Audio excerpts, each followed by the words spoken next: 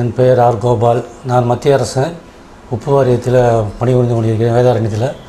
எனக்கு கடந்த 11 வருடங்களாக குழந்தை இல்லை. சென்னையில் ட்ரீட்மெண்ட் நடத்தால் அங்கேயும் குழந்தை பிறக்கவில்லை. இங்கே மதுரையில் குழந்தை இங்கே கேள்விப்பட்டோம்.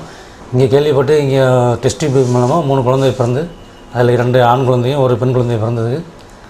டாக்டருக்கு என்றிருந்தும் நன்றி கடனாக நாங்கள் இருப்போம் என்று. என் பேர் கவிதா ராணி. எனக்கு 11 வருஷமாக குழந்தை இல்லை. மதுரை மாவட்டம் திருமங்கலத்தை சேர்ந்தவங்க. நாங்கள் ஹவுஸ் ஒய்ஃபாக இருக்கோம். நான்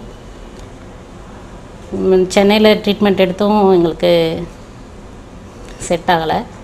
அப்புறம் மதுரையில் கேள்விப்பட்டு பேப்பரில் பார்த்து இங்கே ட்ரீட்மெண்ட் எடுத்ததுலேருந்து எங்களுக்கு நல்ல சக்ஸஸ் கிடச்சிருக்கு.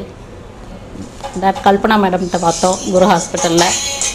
எனக்கு வயிற்றில் எண்டோமெட்ரி சிஸ்ட் இருந்தது, டியூப் அடப்பு இருந்தது. அதெல்லாம் க்ளீன் ஆகி இப்போது 3-4 மாதம் தொடர்ந்து டேப்லெட் சாப்பிட்டு அது க்ளீன் ஆயிடுச்சு. அப்புறம் இப்போ கன்சீவ் ஆகிருந்து ஜனவரியில் டெஸ்ட் பேபி பண்ணோம். இப்போ சக்ஸஸ் ஆகி எனக்கு 2 பையன் 1 பொண்ணு கிடச்சிருக்கு.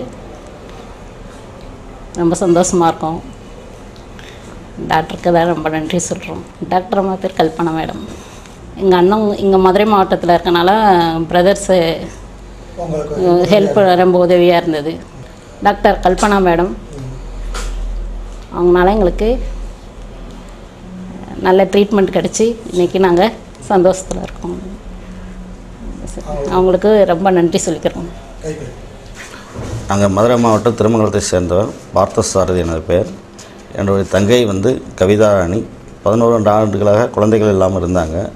அவங்களுக்கு நாங்கள் ஏற்கனவே 8 ஆண்டுகளாக ட்ரீட்மெண்ட் பார்த்துட்டு இருந்தோம். மதுரை, மெட்ராஸ், விழுப்புரம் இந்த ஏரியாவில் ட்ரீட்மெண்ட் பார்த்தோம். எங்கேயும் அவங்க சக்ஸஸ் ஆகலை.